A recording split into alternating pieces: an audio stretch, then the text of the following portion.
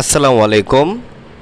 ষষ্ঠ শ্রেণীর শিক্ষার্থীদেরকে আজকের বাংলা ক্লাসে স্বাগতম। শিক্ষার্থীরা, আজকে আমরা মূলত তোমাদের বাংলা বইয়ের মর্যাদা বজায় রেখে যোগাযোগ করি এর বার্ষিক পরীক্ষার জন্য যেই ধরনের বহু নির্বাচনী এবং 1 নম্বরের প্রশ্ন আসতে পারে তার একটি ক্লাস নিব প্রথম অধ্যায়ের। যারা যারা রানার্স টিচিং হোমে প্রথম এসেছো তারা অবশ্যই চ্যানেলটিকে সাবস্ক্রাইব করো। এর মাধ্যমে তোমরা প্রতিনিয়ত তোমাদের প্রত্যেকটি সাবজেক্টের সাজেশন ক্লাসগুলো পেয়ে যাবা। বার্ষিক পরীক্ষার পূর্ণাঙ্গ এই ক্লাসগুলো করলে আশা করি তোমরা শতভাগ কমন পাবা এবং পরীক্ষায় তোমাদের ভালো হবে। শিক্ষার্থীরা, তোমরা দেখতে পাচ্ছ যে আমরা এখানে প্রথমেই রেখেছি মর্যাদা বজায় রেখে যোগাযোগ করি নৈবিত্তিক প্রশ্ন ও বহু নির্বাচনী। তোমরা জানো এখানে তোমাদের পরীক্ষায় 15টি বহু নির্বাচনী প্রশ্ন আসবে। কয়টি? 15টি। সো চলো আর কথা না বাড়িয়ে আমরা প্রশ্নগুলো দেখি এবং এগুলোর উত্তর আমরা বোঝার চেষ্টা করি। সো প্রথমেই আমরা দেখব 1 নম্বর প্রশ্ন, এবং 1 নম্বর প্রশ্নে কি বলা আছে? আপনি, তিনি, সে এগুলো কোন ধরনের শব্দশ্রেণীর উদাহরণ? আমরা জানি এগুলো হচ্ছে সর্বনাম, কারণ এগুলো নাউনের পরিবর্তে বসে বা এগুলো হচ্ছে বিশেষ্যর পরিবর্তে বসে। নামের পরিবর্তে যে শব্দশ্রেণী বসে তাকে আমরা কি বলি? এই যে উত্তর পেয়ে গেলাম, সর্বনাম। সর্বনামের রূপ কয়টি? সর্বনামের রূপ হচ্ছে 3টি। সর্বনামের রূপ কয়টি? 3টি। এরপর আমরা 4 নম্বরে দেখব সাধারণ সর্বনামের উদাহরণ কোনটি? সাধারণ সর্বনাম যেটা আমরা সচরাচর ব্যবহার করি সেটা হচ্ছে তুমি। গুরুজন বা শিক্ষকের ক্ষেত্রে আমরা অবশ্যই মানি সর্বনাম ব্যবহার করি। তারপরে দেখো কাউকে তুচ্ছতাচ্ছিল্য করার জন্য, ঠিক আছে, সেই ক্ষেত্রে আমরা কিন্তু তুই ব্যবহার করি। ক্লিয়ার? কাউকে কেউ যদি তুচ্ছতাচ্ছিল্য করতে চায় সেই ক্ষেত্রে আমরা তুই ব্যবহার করে থাকি। তারা কোন শ্রেণীর সর্বনামের উদাহরণ? তারা, এটা হচ্ছে মানি সর্বনামের উদাহরণ, মনে রাখতে হবে।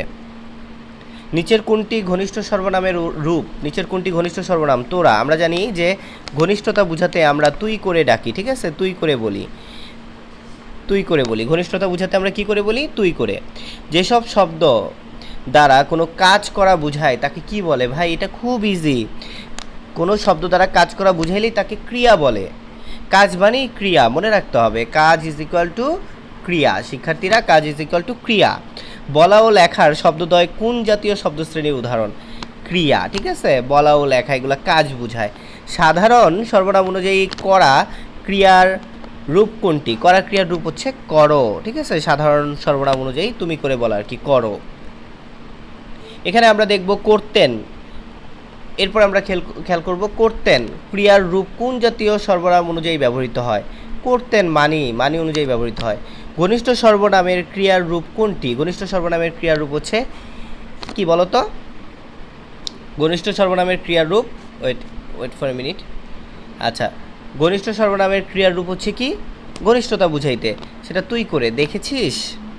তারা দীর্ঘক্ষণ মাঠে খেলছে। দেখো বাক্যে ক্রিয়া কোনটি? ভাই এটা তো বুঝাই যাচ্ছে যে কাজ কোনটা করতেছে? খেলছে, তাই ক্রিয়া হচ্ছে খেলছে। এবার আসো আমরা এই সাইডে দেখব। তো এই পাশে আমরা দেখি যোগাযোগ সাধারণত কয়ভাবে হয়? মনে রাখবা 2 ভাবে হয়, ঠিক আছে, ভাষিক আর অভাষিক। ভাষিক যোগাযোগের প্রধান রূপ কয়টি?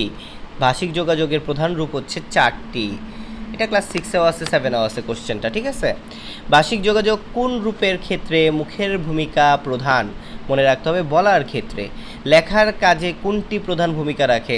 আমরা জানি হাত। হ্যাঁ, কি প্রধান ভূমিকা রাখে? হাত। ভাষিক যোগাযোগের উদাহরণ দাও তো। ভাষিক যোগাযোগের একটা উদাহরণ হচ্ছে কথা বলা, ঠিক আছে।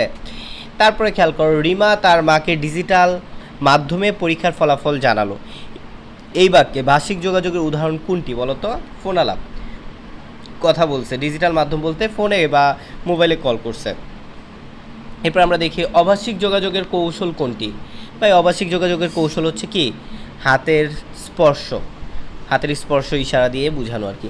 ধরো তোমার এলাকায় কারো বাড়িতে আগুন লেগেছে, এমন পরিস্থিতি তুমি সবার আগে কার সাথে যোগাযোগ করবে? অবশ্যই ফায়ার ব্রিগেড। কার সাথে যোগাযোগ করবে বলো শিক্ষার্থীরা? ফায়ার ব্রিগেডের সাথে যোগাযোগ করবে। এবার বলছে মনিকা তার আব্বুর সঙ্গে কি করছে? মানি সর্বনাম ব্যবহার করে কথা বলে। কি সর্বনাম বলো তো? মানি সর্বনাম। মনিকা যে সর্বনামগুলো ব্যবহার করে, আপনি, তিনি ব্যবহার করে, তারপরে ব্যবহার করে তারে, তাকে, এটা ব্যবহার করে না। তারে, তাকে এগুলো ব্যবহার করে না, ঠিক আছে। তারা, তাদের ব্যবহার করে, কারণ যেহেতু তারা মানি, তাহলে 1 আর 3 হবে অ্যান্সার, ঠিক আছে। এবার আমরা একটা উদ্দীপক পড়ব। নুরা তার বন্ধুদের সঙ্গে মাঠে খেলা করছিল, হঠাৎ একজন মাথা ঘুরে মাটিতে লুটিয়ে পড়ে। নুরা কাল বিলম্ব না করে উপজেলা স্বাস্থ্য কমপ্লেক্সে ফোন করে বিষয়টি জানায় এবং দ্রুত অসুস্থ বন্ধুকে নিয়ে সেখানে যায়। ফলে ফলে বড় ধরনের বিপদ থেকে তার বন্ধু রক্ষা পায়।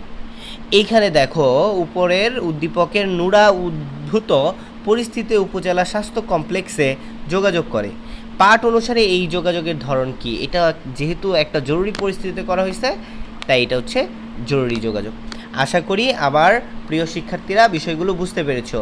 এই 24টা এমসিকিউ পড়লে তোমাদের যে বহু নির্বাচনী আসবে এই অধ্যায় থেকে, সেগুলো আশা করি কমন পাবে। এবার চলো আমরা চলে যাই এই অধ্যায়ে আমাদের সিলেক্ট করা সাধারণ যে প্রশ্ন আছে, নৈবিত্তিক প্রশ্ন, এক কথায় উত্তর, সেইগুলো আমরা দেখব। বলছে কি অনুযায়ী যোগাযোগ করা উচিত? ভাই পরিস্থিতি অনুযায়ী। বিভিন্ন পরিস্থিতিতে কি বজায় রেখে যোগাযোগ করতে হয়? মর্যাদা বজায় রেখে। বিশেষ্যের পরিবর্তে বসে সর্বনাম। সর্বনামের রূপ 3টি।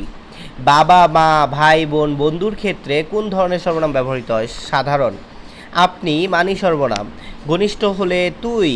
বাক্যে যেসব ক্রিয়া দিয়ে কাজ করা বোঝায় তাদেরকে, যেসব শব্দ দিয়ে কাজ করা বোঝায় তাদেরকে ক্রিয়া বলে। তাদেরকে কি বলে বলো? ক্রিয়া বলে, ঠিক আছে। এবার দেখো কি অনুযায়ী সর্বনাম ও ক্রিয়ার রূপ পরিবর্তিত হয়? মর্যাদা অনুযায়ী, ঠিক আছে। যোগাযোগ মূলত কয় ভাগে ভাগ করা যায়? 2 ভাগে। যোগাযোগের রূপ 2টি কি কি? ভাষিক আর অভাষিক। ভাষিক যোগাযোগের প্রধান 4টি, মানে প্রধান রূপ কয়টি? 4টি। খালি উত্তর চলে আসে সরাসরি। বলা কোন যোগাযোগের রূপ? ভাষিক। বলা ও শোনার কাজে কোনটির ভূমিকা প্রধান? দেখো কানের, কান না শুনলে কিন্তু তুমি বলতে পারবা না কথা। কানে শুনবা, শুনে তারপর উত্তর দিবা।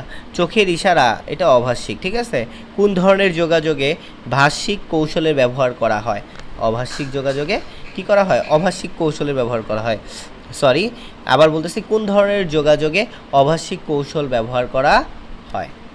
সো ডিয়ার স্টুডেন্টস, আজকের মতো বাংলা ক্লাস এখানেই শেষ।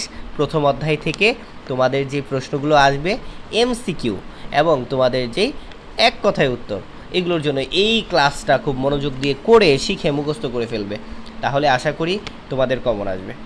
সবাইকে রানাস টিচিং হোমের পাশে থাকার জন্য ধন্যবাদ জানিয়ে আজকের মতো শেষ করছি ক্লাস। আল্লাহ হাফেজ, আসসালামু আলাইকুম।